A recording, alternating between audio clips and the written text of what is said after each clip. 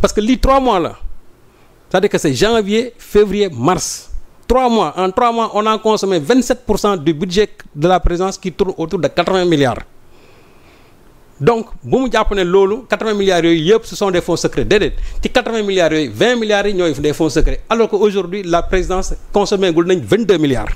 d'accord loolu leer na nañu. léegi ba mu waxaatee encore mu ne pour le budget général encore de la présidence foofu encore beneen confusion mu ne 24,30% lañ ci consommé waaw mais on se perd vraiment dans ces chiffres.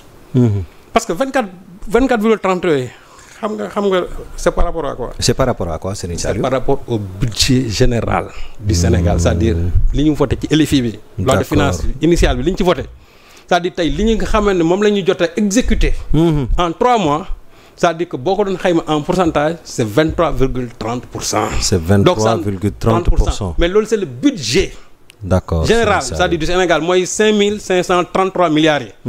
5533 milliards yi pour l'instant consommé gul nañ ci 23,30%.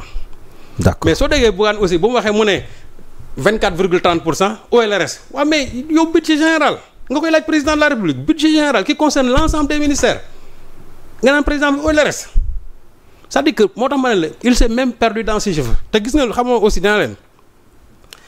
bëgg a critiquer baax na mais il faut toujours préparer ses interventions xam nga dane Bougane daf ne président Diomaye dicté préparé la def.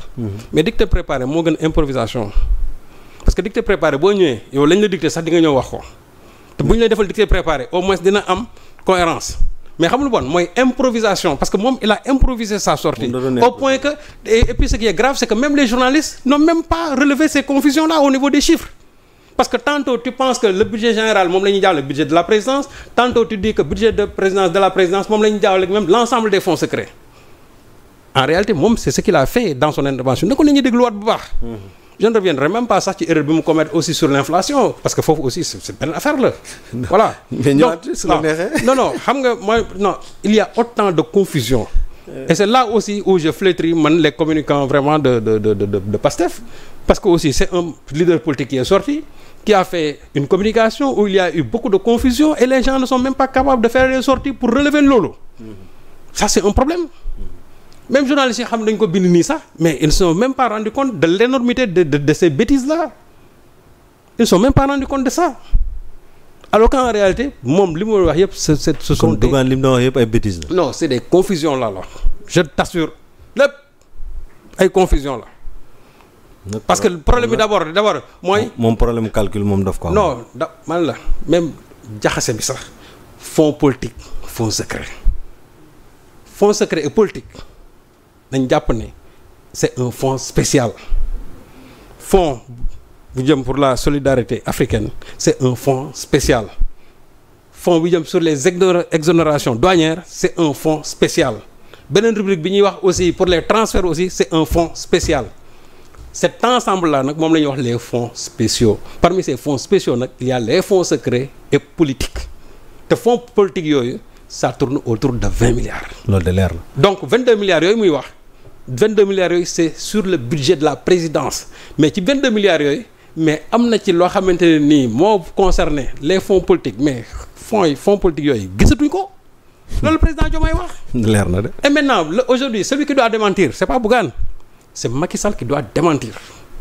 c'est pas Abdou Mbow qui doit démentir déedéet c'est pas Seydou Gueye c'est le président Macky Sall moom ci wàllu boppam moom ma ko lekk te ñu wax ne moo ko lekk moom moo doon taxaw mu ne man lekk ma ko mais ñeen lañ ci wax xamuñ ci dara ku ci toog di wax sa lamañ nga yore di wax mais kenn xamul ci dara parce que Macky Sall fa mu dugal xaalis bi ñoom xamuñ ci dara këyit yi nga xamante ne moo nekk biir présidence ñoom xamuñ ci dara. seen lamañ lañ yore di wax daa am fit rek di wax. non seen lamañ lañ yore di wax Abdou Mbow tu sais qu'il ne maîtrise absolument rien et c'est là où j'ai mal quand aujourd'hui sur le terrain politique c'est Abdou Mbow qui mène la cadence au sein de Benno Bokk Yaakaar non ça signifie que franchement ça signifie que tey Benno amatul parce que fekkee ne quelqu'un qui n'a jamais gagné son bureau de vote c'est lui qui mène la cadence au niveau de Benno Bokk Yaakaar non y a un problème franchement non Benno am nañ problème mais électoralement parlant Abdou Mbow qu'est-ce qu'il représente Abdou Mbow Thiès te nekk fa daal c'est-à-dire même au plan de la communication politique sax Abdou Mbow daaw ko dégg c'est vrai que daana génn ci médias yi et cetera parce que tout simplement il aime parler en tant que journaliste mais quand même électoralement parlant Abdou Mbow quand même il ne représente absolument rien. De la même façon aussi mon frère Thierno Bocoum aussi qui s'est empressé pour sortir. Et moi ce que je vois dans ça c'est qu'aujourd'hui ces leaders médiatiques là parce que man ce ne sont pas des leaders politiques pour man ce sont des leaders médiatiques. leader médiatique. oui parce que xam nga leader politique ci terrain politique bi ngay wàcc. ñu xam ne am nga dara. Maintenant la bataille là dañ ko bëgg a mener au niveau des médias. moo tax su kii génnee kii génn. c'est une bataille de positionnement entre eux. ku ci nekk da nga bëgg a affirmer comme étant aujourd'hui entre guillemets le chef de l'opposition. mais chef de l'opposition du noonu lañ koy defee. chef de l'opposition da ngay wàcc sur le terrain. kon ñoom ñëpp seen wax ji yëpp dañu bëgg a nekk. chef de l'opposition non en réalité loolu la parce que aussi ba ñu ak élection yi ba jeexee ba léegi da nga dégg ténor yi kenn wax dégg nga Khalifa wax dégg nga Amadou Ba wax dégg nga Idriss Seck wax ñi nga xam ne ñoo demoon élection déggoo kenn wax même Anta sax déggoo ko wax la nature a horreur du vide. Dès l'instant que ces leaders politiques là ont déserté le champ politique bon ñoom nga commencé leen dégg ñuy wax donc ils sautent à la moindre occasion et ce qui est grave c'est que c'est une opposition réactionnaire. Entendez-vous par opposition réactionnaire? Opposition réactionnaire mooy qui ne prend jamais d'initiative c'est-à-dire que yow bala ngaa génn rek président moo génn wala premier ministre moo génn alors que waroo xaar loolu. man pour man une opposition dès l'instant que tu es en possession d'informations yoo war a wax génnal public bi. Man ça aurait été bien quand Bougane parle de protocole de Teeru Baye Sogui je ne sais pas le président gisee naa gi yooyu ça aurait été bien mu génnoon bien avant wax ko ci mais soo bàyyi ba ñii def seen communication par nga génn bëgg commencer ne da ngay def tibb tànk encore sous une autre forme ça ne marche pas parce que tibb tànk bi nga doon def ak Macky Sall ça n'a pas marché. Si tu veux faire le même tibb tànk aussi avec le président donc je crois qu'il faut quand même inventer de nouveaux paradigmes man je crois que c'est ça aussi da ngay dem benn instant boo xam ne benn modèle su fonctionné wul da ngay wuti beneen modèle. waaw donc man dama ne ñoom seen communication ñoom Thierno Bocoum suñu bëggee di communiquer c'est-à-dire bu fi dara newul c'est-à-dire bu président su dara amul daal ñu mën a génn wax. Cela n'empêche pas que au lieu de bàyyi ba président wax cela n'empêche pas que de temps à autre quand il y a une communication d'un membre du gouvernement si tu l'approuves pas nga génn nga wax ci mais c'est-à-dire bala ngay génn rek ñi dañoo génn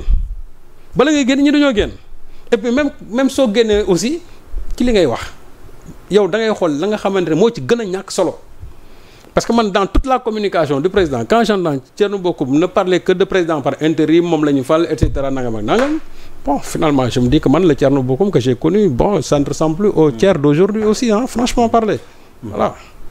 mais Serigne Saliou pour ñu tëj ponk bi mooy ndax nekkuñu kon ci nécessité mettre fin li nga xamante ne ni moom mooy générosité bi man seetlu ci wàllu koppar bi jëm ci l'argent du contribuable sinon rek histoire ay fonds yi donc dina risquer durer lu yàgg ci réew mi de.